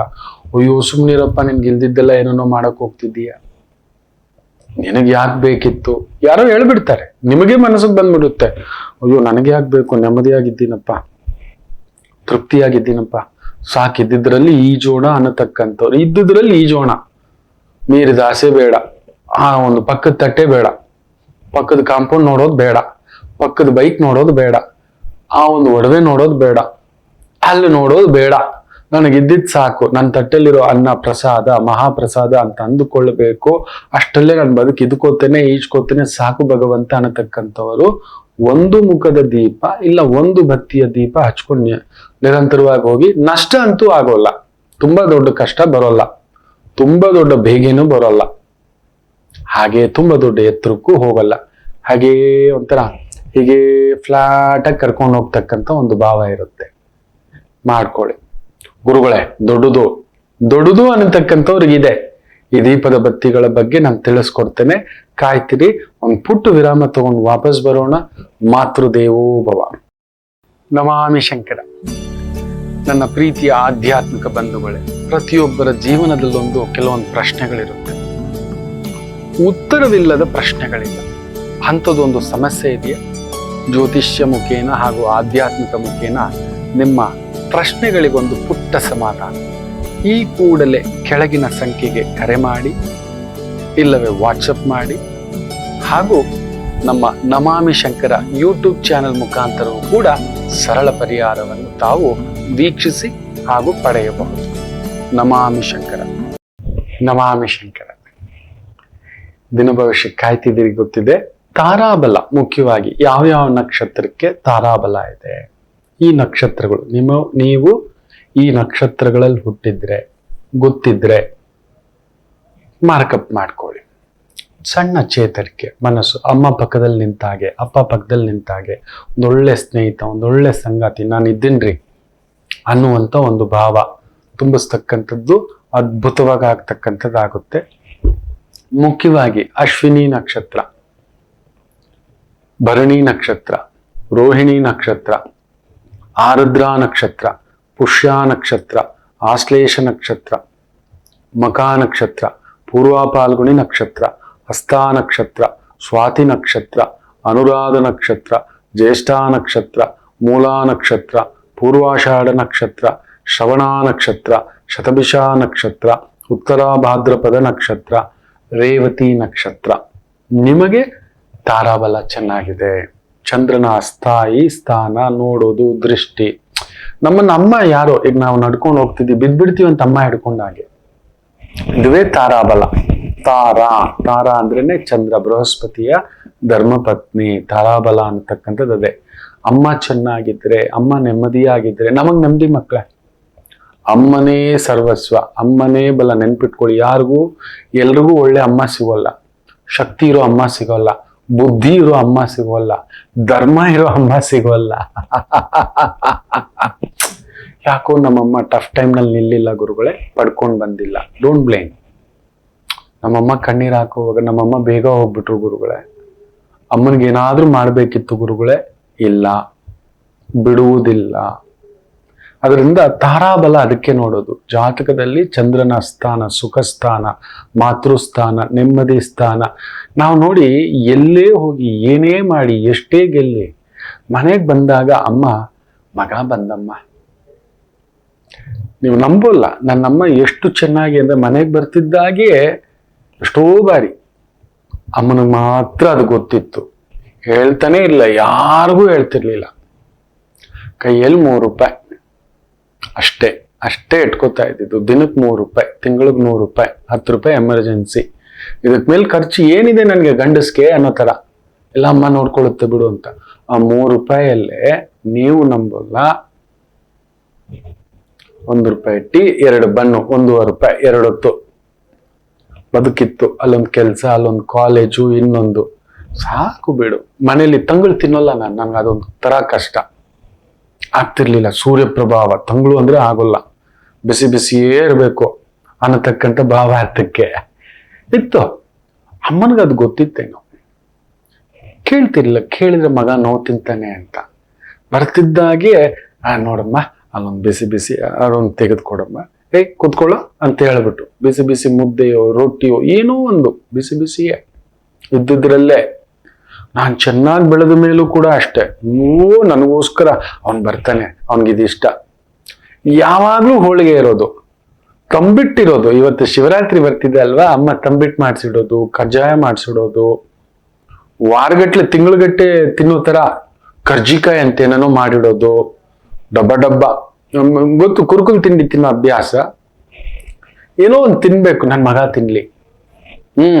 ಅನ್ನಗಳು ಮಾಡಿದ್ರೆ ಅನ್ನಗಳು ಮಾಡಿಸ್ತಿತ್ತು ಅಮ್ಮ, ಅನ್ನ ಮಾಡಿಸ್ತಿರ್ಲಿಲ್ಲ, ಅನ್ನಗಳು. ಚಿತ್ರಾನ್ನ, ಪುಳಿಯೋಗರೆ, ಮೊಸರ, ಈ ತರ ಒಂದೊಂದು ತುತ್ತೆ. ಇದು ರುಚಿ ಇದೆಯಾ ನೋಡೋ, ಇದೇನೋ ಇದು ಸ್ವಲ್ಪ ಉಪ್ಪಿದೆಯಾ ನೋಡೋ, ಇದು ಸ್ವಲ್ಪ ಖಾರ ಇದೆಯಾ ನೋಡೋ ಅನ್ನತಕ್ಕಂಥದ್ದು.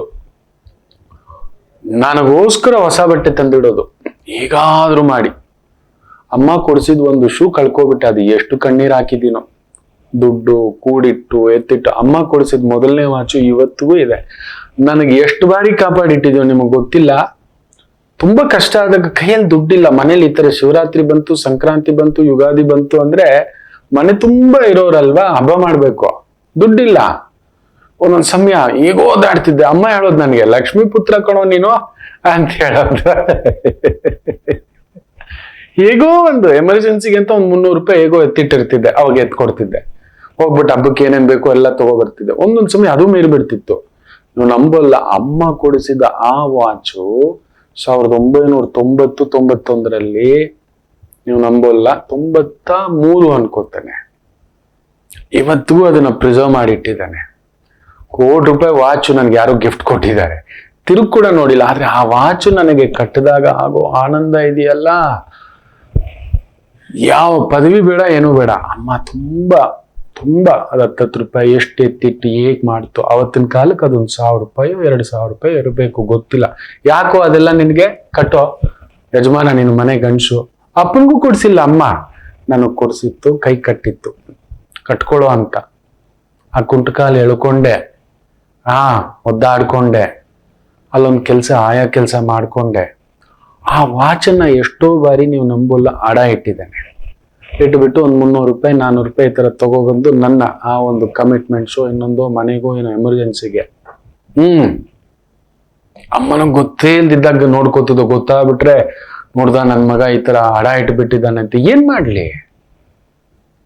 ಸುಖಂ ಚಂದ್ರ ಅಲ್ಲಿ ನನಗೆ ಅಲ್ಲೊಂದು ಎಳೆದಾಟ ಆಗಿತ್ತು, ಜಾತಕದಲ್ಲಿ ಇತ್ತು. ಆ ಸುಖ ಅನ್ನೋದು ನೋಡ್ಲಿಲ್ಲ, ಇವತ್ತಿಗೂ ಇಲ್ಲ, ಇರ್ಲಿ. ಆ ಸುಖಕ್ಕೆ ಇನ್ನೊಂದು ರೂಪವಾಗಿ ನನ್ನ ಧರ್ಮಪತ್ನಿ. ಅದಕ್ಕೆ ಹೇಳ್ತಿರ್ತೇನೆ, ನಂಗೆ 2 ಕಣ್ಣುಗಳು ಅಂತ. ಆ ತಾಯಿ ಜಗನ್ಮಾತೆ ಎಲ್ಲೋ ಹೀಗೆ ಹಿಡ್ಕೊಬಿಟ್ಟಿದೆ. ನಾನು ಪುಣ್ಯವಂತ ರೀ.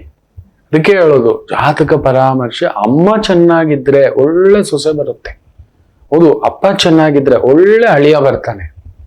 ಇದೆಲ್ಲ ನಿಮಗ್ ಗೊತ್ತಿಲ್ಲ. ಜಾತಕದಲ್ಲಿ ಸೂರ್ಯ ಭಾವ, ಚಂದ್ರ ಭಾವ ಇವರಿಬ್ಬರು ಚೆನ್ನಾಗಿರ್ಬೇಕು. ಅದಕ್ಕೆ ಇವರಿಬ್ಬರಿಗೆ ಜಾತಕದಲ್ಲಿ ಎಲ್ಲಾ ರಾಶಿಗೂ ಎರಡೆರಡು ಮನೆ ಆದ್ರೆ ಚಂದ್ರನಿಗೆ ಒಂದೇ ಮನೆ, ಸೂರ್ಯನಿಗೆ ಒಂದೇ ಮನೆ. ಕಡಗ ರಾಶಿಗೆ ಚಂದ್ರ ಅಧಿಪತಿ, ಸಿಂಹ ರಾಶಿಗೆ ಸೂರ್ಯ ಅಧಿಪತಿ. ಹಂಗಂದ್ರೆ ಏನ್ ಗೊತ್ತಿಲ್ಲ, ಅಮ್ಮ ಅಪ್ಪ ಅಂತ. ನಾವು ಅಣ್ಣ ಆಗ್ಬೋದು, ಅತ್ತಿಗೆ ಆಗ್ಬೋದು, ಚಿಕ್ಕಮ್ಮ ಆಗ್ಬೋದು, ಚಿಕ್ಕಪ್ಪ ಆಗ್ಬೋದು, ದೊಡ್ಡಪ್ಪ ಆಗ್ಬೋದು, ಎಲ್ಲ ಆಗ್ಬೋದು. ಅಪ್ಪ ಆಗೋಕ್ಕಾಗಲ್ಲ. ಒಂದೇ ಅಪ್ಪ, ಒಂದ್ ಮನೆಗೆ ಒಂದೇ ಅಪ್ಪ, ಒಂದ್ ಮನೆಗೆ ಒಂದೇ ಅಮ್ಮ. ಎರಡೆರಡು ಅಮ್ಮ ಇರಲ್ಲ, ಎರಡೆರಡಪ್ಪ ಇರಲ್ಲ. ಅಲ್ವರಿ ಎಷ್ಟ್ ಚೆನ್ನಾಗಿ ಜಾತಕ. ಅದನ್ನ ನನ್ ಗುರುಗಳು ಆ ರೀತಿ ಹೇಳ್ಕೊಟ್ರು. ಅದು ಅದ್ಭುತ. ಚಿಕ್ಕಪ್ಪ ಅಂದ್ರೆ ಇವನು ಕಣೋ, ಮಾವ ಅಂದ್ರೆ ಇವನು, ಬಂಧು ಅಂದ್ರೆ ಇವನು ಅನ್ನತಕ್ಕಂಥದ್ದು ಎಷ್ಟು ಅದ್ಭುತ, ಬ್ಯೂಟಿಫುಲ್.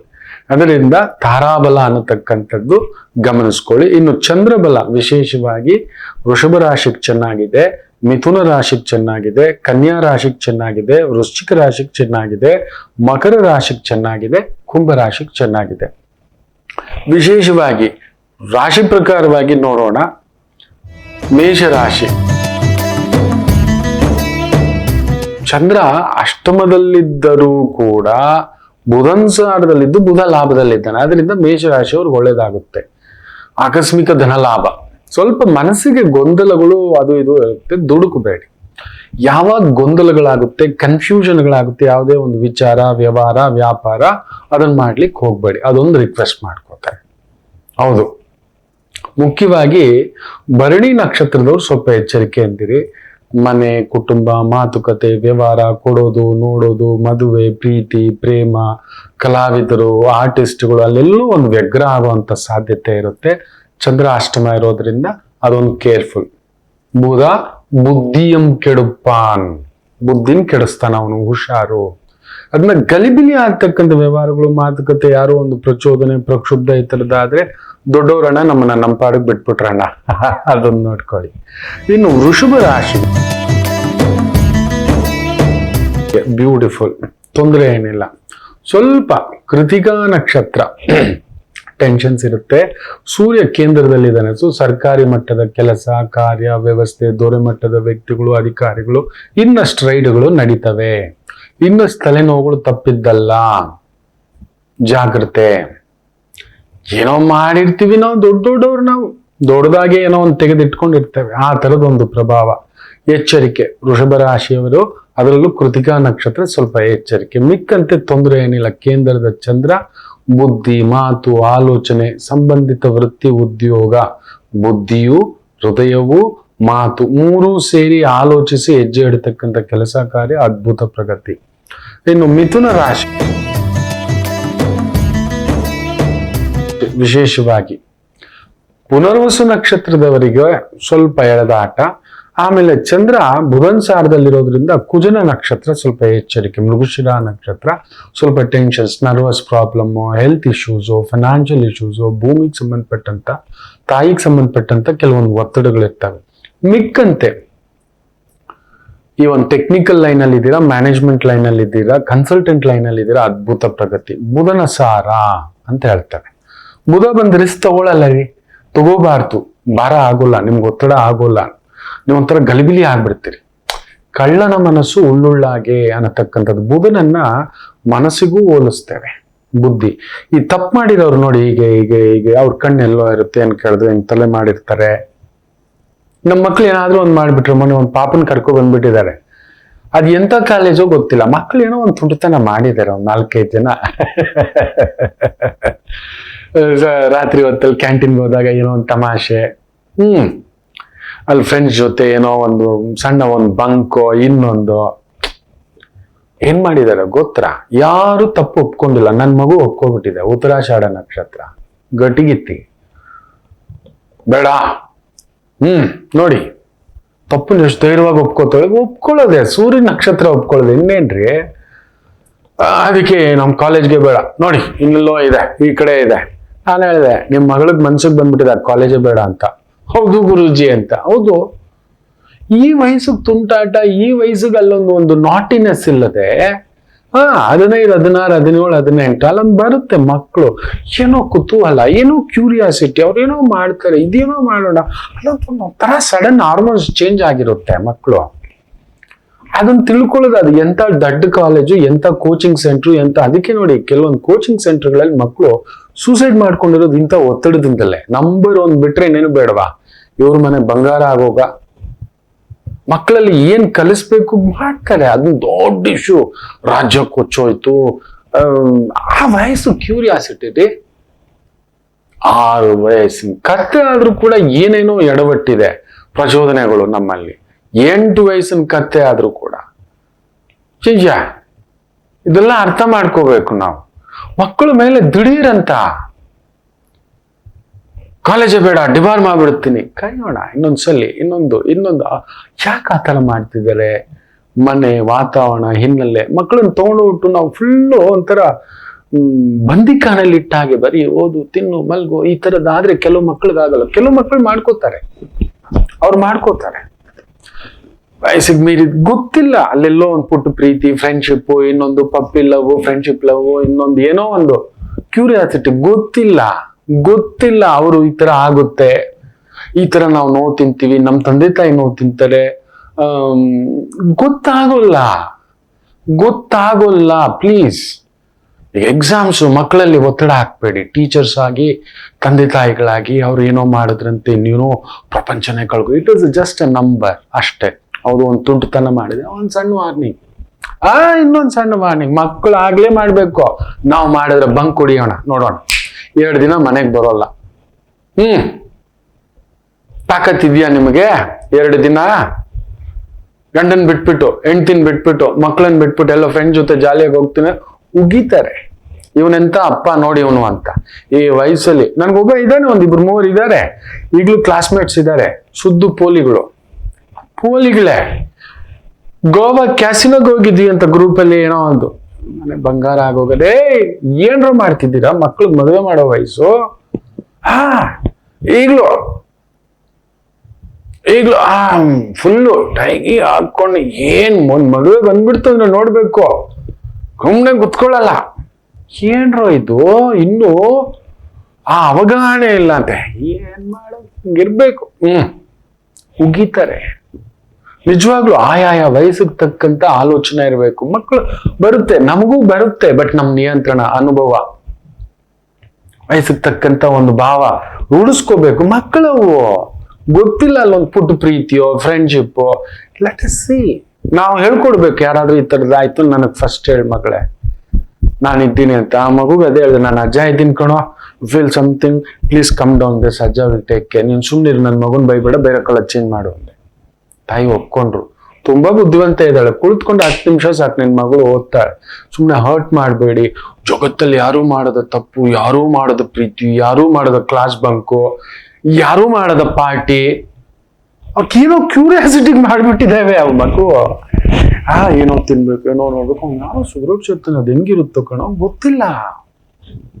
ಕೆಲವ್ರು ಇರ್ತಾರೆ ಕ್ಯೂರಿಯಾಸಿಟಿ, ಓದೋದ್ರ ಮೇಲೆ ಬಿಟ್ಟು ಇನ್ನೂ ಒಂದ್ ಚೂರು ಅದನ್ನ ಗಮನಿಸ್ಬಿಟ್ಟು ಅವ್ರಿಗೆ ಅವ್ರಿಗೆ ಬ್ಯುಸಿ ಇಟ್ಟು ಬಿಟ್ರೆ, ಅವ್ರಿಗೆ ಬೇಕಿರೋದು ಒಂದು NCCನೋ, ಒಂದು ಸ್ವಿಮ್ಮಿಂಗ್, ಒಂದು ಡಾನ್ಸ್, ಒಂದು ಮ್ಯೂಸಿಕ್, ಈ ತರದ್ ಇಟ್ಬಿಟ್ರೆ ನಮ್ಮ ಮಕ್ಕಳು ಬಂಗಾರದಂತ ಮಕ್ಕಳು. ಅವು ಬಂಗಾರವೇ, ನಮ್ಮ ಮಕ್ಕಳು ಬಂಗಾರವೇ. ನಾನಂತೂ ಹೇಳ್ತೇನೆ ಅಲ್ವಾ, ನೀವು ಯಾರೇನಾದ್ರೂ ಅನ್ನಿ, ನನ್ ಮಗು ಅದು, ನಾನಂತೂ ಅಪ್ಕೋತೇನೆ, ನನ್ ಮಗು ತಪ್ಪಲ್ಲ, ನನ್ನ ಮಕ್ಕಳು ತಪ್ಪಲ್ಲ. ನಿಮ್ಮನ್ನು ಅಷ್ಟೇ ನಾನು ಹೇಳೋದು, ಏನ್ ಪೆದ್ದ ಮಕ್ಕಳ ನೀವು, ಏನ್ ಇಷ್ಟು ಗಾಬರಿ ಪಡ್ತೀರಿ ಅಂತ. ಮಕ್ಕಳಪ್ಪ ಅವು. ಒಬ್ಬ ನೋಡಿ, ಮೊನ್ನೆ ಪೆರೋಲ್ ಕ್ಯಾನ್ಸಲ್ ಮಾಡಿದ್ದಾರೆ. ಈ 4 ವರ್ಷದಲ್ಲಿ 10-15 ಬಾರಿ ಹೊರಗಡೆ ಬಂದಿದ್ದಾನೆ. ಬಂದಾಗೆಲ್ಲ 3-3 ತಿಂಗಳು ಜಾಂಡ ಊರ್ಬಿಟ್ಟು ಹೋಗ್ತಾನೆ. ಮಹಾಗುರು ಅವನು, ಹರಿಯಾಣದ ಮಹಾಗುರು. ಇನ್ನೊಂದ್ಸಲಿ ಅವ್ನ್ ಪೆರೋಲ್ ಕೊಟ್ರಿ ಅಂದ್ರೆ ನೋಡಿ ಅಂತ ಉಗಿದಿದೆ ಹೈಕೋರ್ಟ್. ಅವ್ನ್ ಮಾಡಿರೋ ಭ್ರಷ್ಟ ಗಷ್ಟ ಎಲ್ಲ ಗೊತ್ತಿದ್ಯಾ ನಿಮ್ಗೆ? ಗೊತ್ತಿದ್ಯಾ? ಅವನನ್ನು ಎಷ್ಟು ಜನ ಪೂಜಿಸ್ತಿದ್ದಾರೆ ಈಗ್ಲೂ ಗೊತ್ತಿದ್ಯಾ? ಏನಾದ್ರೂ ಗೊತ್ತಿದ್ಯಾ? ನಮ್ಮ ಮಗು ಯೋಚನೆ ಮಾಡಿ, ನಮ್ಮ ಮಕ್ಕಳಿಗೆ ಒಳ್ಳೇದೇನು, ಬ್ಯಾಡ್ ಟಚ್ ಏನು, ಗುಡ್ ಟಚ್ ಏನು, ಗುಡ್ ಫ್ರೆಂಡ್ಸ್ ಯಾರು, ಬ್ಯಾಡ್ ಫ್ರೆಂಡ್ಸ್ ಯಾರು, ಏನ್ ಅವ್ರು ಬಂದು ನಮ್ಮ ಹತ್ರ ಹಂಚ್ಕೊಳ್ಳೋ ರೀತಿನಲ್ಲಿ ನಾವು ನಡ್ಕೊಂಡೇ ಇಲ್ಲ. ಯಾರ ಹತ್ರ ಹಂಚ್ಕೋತಾರೆ? ಯಾರೋ ಬಂದ, ನಮಗಿಂತ ಹೈಪರ್ ಇರೋನ್ ಬಂದ, ಸೇಡ್ದ, ಮಾತಾಡ್ದ, ರೂಮ್. ದಯಮಾಡಿ ಮಕ್ಕಳನ್ನ ಏನೋ ಒಂದ್ ಮಾಡಿಬಿಟ್ರು, ಏನೋ ಒಂದ್ ಕದ್ದು, ಒಂದ್ 10 ರೂಪಾಯಿ ತಗೊಂಡ್ ಹೋಗ್ಬಿಟ್ರು, ಒಂದ್ 100 ರೂಪಾಯಿ ತಗೊಂಡೋಗಿ ಒಂದ್ ಪಿಜ್ಜಾ ಬರ್ಗರ್ ತಿನ್ಬಿಟ್ರು, ಏನೋ ಒಂದ್ ಕೂಲ್ ಡ್ರಿಂಕ್ ಕುಡಿದ್ಬಿಟ್ರು, ಒಂದ್ ಬಂಕ್ ಹೊಡೆದು ಒಂದ್ ಮೂವಿಗೆ ಓಡ್ ಬಂದ್ಬಿಟ್ರು. ಗೊತ್ತಿಲ್ದಾಗ ನೋಡ್ಕೊಂಡು ನಾವು ಜೊತೆಲಿ ಕರ್ಕೊಂಡು ಹೋಗ್ಬೇಕು.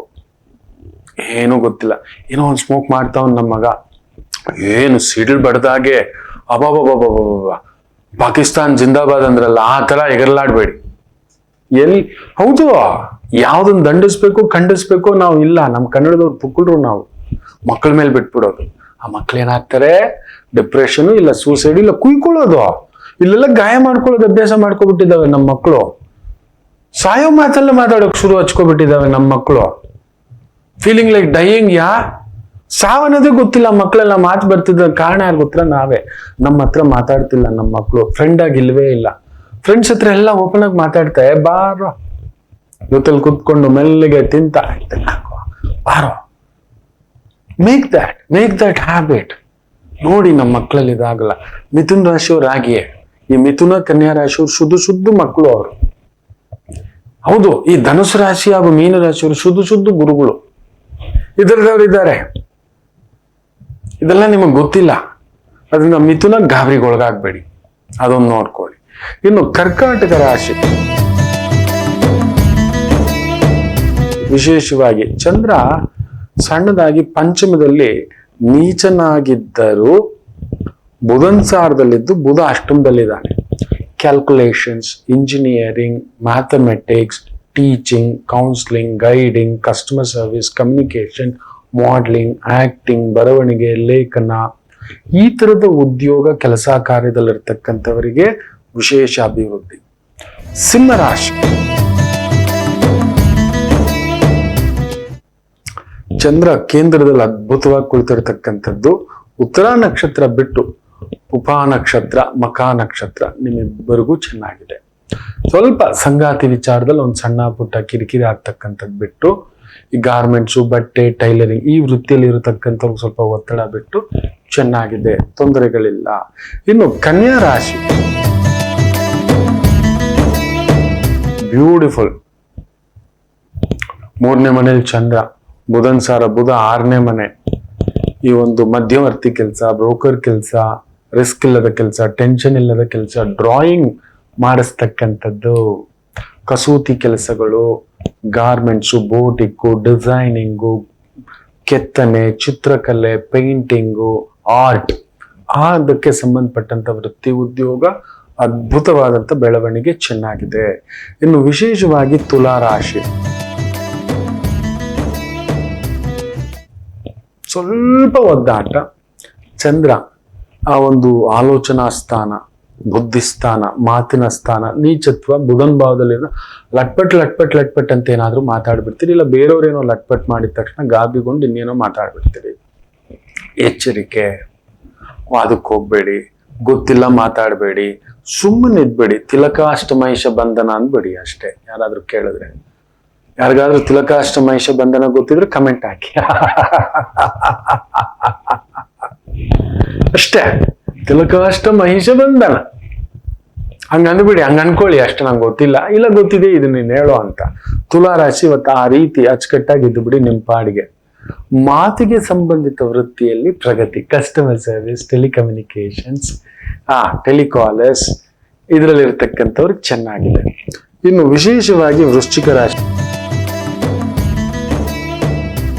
ಭಾಗ್ಯಾಧಿಪತಿ ನಿಮ್ಮ ಮನೇಲೇ ಇದ್ದಾನೆ, ಬ್ಯೂಟಿಫುಲ್. ಆ ಬುಧ ಕೇಂದ್ರದಲ್ಲಿದ್ದಾನೆ, ಆ ಬುಧ ಬೇರೆ ಗುರುಸಾರದಲ್ಲಿದ್ದಾನೆ, ಇನ್ನೂ ಒಳ್ಳೇದೆ. ಹಣಕಾಸು, ಚಿಕ್ಕು, ಒದ್ದಾಟ, ಕೊಡೋದು, ತಗೊಳ್ಳೋದು, ಮಾಡೋದು, ಇದನ್ನೆಲ್ಲ ರಿಪೇರಿಗಳು ಸರಿಪಡಿಸ್ಕೊಳ್ಳಿಕ್ಕೆ ಅದ್ಭುತವಾದಂತ ಒಂದು ದಿನ, ಚೆನ್ನಾಗಿದೆ. ತಗಾದೆಗಳು, ಕಿರಿಕಿರಿಗಳು, ಕುಳಿತು ಮಾತುಕತೆ ನಿಮ್ಮ ಮೇಲುವೆ ಇವತ್ತು, ಬ್ಯೂಟಿಫುಲ್. ಇನ್ನು ವಿಶೇಷವಾಗಿ ಧನುಸು ರಾಶಿ, ಬುಧ 3ನೇ ಮನೆಯಲ್ಲಿ ಇರ್ತಕ್ಕಂಥದ್ದು, ಚಂದ್ರ ಅಷ್ಟಮಾಧಿಪತಿ 12ನೇ ಮನೆಯಲ್ಲಿ ಕುಳಿತಿದ್ದಾನೆ. ಸ್ವಲ್ಪ ಬುದ್ಧಿಯೂ ಒಂಥರ ಕನ್ಫ್ಯೂಷನ್, ಮನಸ್ಸು ಒಂಥರ ಕನ್ಫ್ಯೂಷನ್. ಎರಡೂ ಬೇಡ, 2 ದೋಣಿಲಿ ಕಾಲಿಡಲ್ಲ, 2 ಕೆಲಸ ಮಾಡೋಲ್ಲ, 2 ವ್ಯವಹಾರ ಮಾಡೋಲ್ಲ.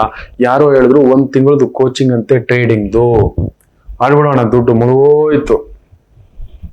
ಹೌದು, ತುಂಬಾ ಇವತ್ತು ಬರೀ ನೀವು ಯಾವುದೇ ನ್ಯೂಸ್ ತೆಗಿರಿ, ಇನ್ನೊಂದು ತೆಗಿರಿ, ಅಲ್ಲೊಂದು ಬ್ಲಾಗು, ಇನ್ನೊಂದು ಗೊತ್ತಿಲ್ಲದ್ ಮಾಡಕ್ ಹೋಗ್ಬೇಡಿ.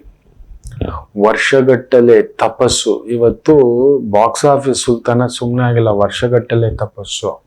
ಹೌದು, ಅಭಿನಯ ಚಕ್ರವರ್ತಿ, ವರ್ಷಗಟ್ಟಲೆ ತಪಸ್ಸು, 25 ವರ್ಷ ತಪಸ್ಸುಗಳು ಅವ್ರದ್ದು. ಸುಮ್ಮನೆ ಅಲ್ಲ, ಗಾನಗಂಧರ್ವ, ಜೀವನ ಪರ್ಯಂತ ತಪಸ್ಸು. ಅಬ್ದುಲ್ ಕಲಾಂ ಜೀವನ ಪರ್ಯಂತ ತಪಸ್ಸು. ಹೌದು, ಯಾರೋ ಕೆಲವರಷ್ಟೇ ಯುಗ ಪ್ರವರ್ತಕರು ಈಗ ಬಂದಿರ್ತಾರೆ, ಇದ್ದದ್ದು ಸ್ವಲ್ಪ ದಿನ ಆದ್ರೆ ಬದಲಾಯಿಸಿ ಹೋಗ್ಬಿಟ್ಟಿರ್ತಾರೆ. ಶಂಕರಾಚಾರ್ಯ ಇರ್ತಾರ, ವಿವೇಕಾನಂದ ಇರ್ತಾರ. ಸೊ ಜಾಗ್ರತೆ, ಎರಡೆರಡು ದೋಣಿ, ಎರಡೆರಡು ಕೆಲಸ, ಗೊತ್ತಿಲ್ಲದ ವ್ಯವಹಾರ, ಗೊತ್ತಿಲ್ಲದ ವ್ಯಾಪಾರ, ಗೊತ್ತಿಲ್ಲದ ಮಾತು, ತುಂಬಾ ಎಚ್ಚರಿಕೆಯಿಂದ ನಿಭಾಯಿಸ್ತಕ್ಕಂಥದ್ದು ಮಾಡಿ. ಧನಸು ರಾಶಿ ದುಡುಕಬೇಡಿ. ಇನ್ನು ಮಕರ ರಾಶಿ 100% ಲಾಭಸ್ಥಾನದ ಚಂದ್ರ, ಬುಧನ್ ಸಾರ. ಬುಧ ಬೇರೆ ಮಾತಿನ ಮನೆ, ಚೆನ್ನಾಗಿದೆ. ಟೆಕ್ನಿಕಲ್, ಎಡಿಟಿಂಗ್, ಕಂಪ್ಯೂಟರ್, ಆರ್ಟಿಫಿಷಿಯಲ್ ಏನೇನೋ ಬಂದಿದೆ, ಇಂಟೆಲಿಜೆನ್ಸ್, ಸೈಬರು, ತುಂಬಾ ಹೈ ಐಕ್ಯೂ ಇರತಕ್ಕಂಥ, ಬಳಸ್ತಕ್ಕಂಥ ಕೆಲಸ, ಕಾರ್ಯ, ಉದ್ಯೋಗ ಇವುಗಳಲ್ಲಿ ತೊಡಗಿಸ್ಕೊಂಡಿದ್ರೆ ಅದ್ಭುತ ಪ್ರಗತಿ ಕಾಣತಕ್ಕಂಥ ಒಂದು ದಿನ. ಇನ್ನು ಕುಂಭರಾಶಿ ಪೂರ್ವಭಾದ್ರ ನಕ್ಷತ್ರಕ್ಕೂ ಧನಿಷ್ಠ ನಕ್ಷತ್ರಕ್ಕೂ, ಯಾಕಂದ್ರೆ ಬುಧನ್ ಭಾವ ಅಲ್ವಾ ಚಂದ್ರ. ಬುಧ ನಿಮ್ ಜೊತೆಲೇ ಇರೋದನ್ನ ಒಂದು ಚೂರು ತಲ್ಲಣ ಮಾಡಿಸ್ಬಿಡ್ತಾನೆ. Real estate consultants, property consultant, property developer, ಈ ರೀತಿಯ ಉದ್ಯೋಗ, ಸ್ಟೀಲು, ಸಿಮೆಂಟು, ಕಬ್ಬಿಣ, machinery, factory, architect, civil engineer, mechanical engineer, chemical engineer, ಈ ವಿಭಾಗಗಳಲ್ಲಿ ಕೆಲಸ ಕಾರ್ಯ ಮಾಡ್ತಿರೋರ್ಗೆ ಸ್ವಲ್ಪ ಒತ್ತಡ. ಶತಭಿಷ ನಕ್ಷತ್ರಕ್ಕೆ ಬ್ಯೂಟಿಫುಲ್ ಡೇ. ಬುಧ ನಿಮ್ ಜೊತೆಲೆ ಸೇರಿದಾನೆ. ಬುಧನಿಗೂ ರಾಹುಗೂ ತುಂಬಾ ವಿಶೇಷ. ಸೊ ಚಂದ್ರ ಕೆಟ್ಟಿದ್ದಾನೆ ನಿಮಗೆ. ಕೆಟ್ಟಷ್ಟು ಅಂದ್ರೆ ಶತ್ರುಧ್ವಂಸ. ಇವತ್ತು ನೀವೇನಾದ್ರೂ ನಿಂತ್ರೆ ಏನು ಬೇಕಾದ್ರೆ export, import, travels, tours, vehicles, ತಗಾದೆ, ಲಾಯರ್, ಪೊಲೀಸ್, ರಕ್ಷಣಾ ಇಲಾಖೆ, ಈ ತರದ್ರಲ್ಲಿದ್ದೀರಿ. ಅದ್ಭುತ ಪ್ರಗತಿ ಕಾಣತಕ್ಕಂಥ ಒಂದು ದಿನವಾಗಿರುತ್ತೆ. ಇನ್ನು ಮೀನ ರಾಶಿ ವಿಶೇಷವಾಗಿ ಭಾಗ್ಯಸ್ಥಾನದ ಚಂದ್ರ ನೀಚ, ಸ್ವಲ್ಪ ಎಚ್ಚರಿಕೆ. ಅದು ಬುಧನ್ ಸಾರದಲ್ಲಿದ್ದು, ಬುಧ 12ನೇ ಮನೆಯಲ್ಲಿದ್ದಾನೆ. ತುಂಬಾ ಎಚ್ಚರಿಕೆಯಿಂದ ಹ್ಯಾಂಡಲ್ ಮಾಡಿ. ಸ್ವಲ್ಪ ಈ 2 ನಕ್ಷತ್ರದವ್ರು ಪರವಾಗಿಲ್ಲ, ಉತ್ತರ ಭಾದ್ರಪದ ಹಾಗೂ ರೇವತಿ, ಯಾಕಂದ್ರೆ ಬುಧ ಅವ್ರಿಗೆ ಮಿತ್ರ, ಅದನ್ನ ನಿಭಾಯಿಸ್ಕೋತೀವಿ. ಬಟ್ ಸ್ವಲ್ಪ ಸ್ಟ್ರೆಸ್ ಇರುತ್ತೆ. ಚಂದ್ರ ನೀಚ ಭಾಗ್ಯದಲ್ಲಿ ಏನೋ ಒಂದು ಒತ್ತಡ, ಕಮಿಟ್ಮೆಂಟ್, ಮನೆ, ವ್ಯವಹಾರ, ವ್ಯಾಪಾರ, ಉದ್ಯೋಗ ಹಾಕೋದು, high stake, high investment, high pressure, ಈ ತರದ್ದು ಕೆಲವೊಂದು ಇರತಕ್ಕಂಥದ್ದಿದ್ದರೂ ಭಾಗ್ಯದಲ್ಲಿರುವ ಚಂದ್ರ ಭಾಗ್ಯ ಖಂಡಿತ ಕೊಡ್ತಾನೆ. ಕಷ್ಟಪಟ್ಟು ಮೇಲಕ್ಕೆ ಬಂದಿರತಕ್ಕಂಥವ್ರಿಗೆ ಇನ್ನಷ್ಟು ಎತ್ತರ, ಬಲ, ಅಧಿಕಾರ, ಗೌರವ, ಸನ್ಮಾನ. ಎಲ್ಲರಿಗೂ ಒಳ್ಳೆಯದಾಗಲಿ. ಮಾತು ದೇವೋ ಭವ.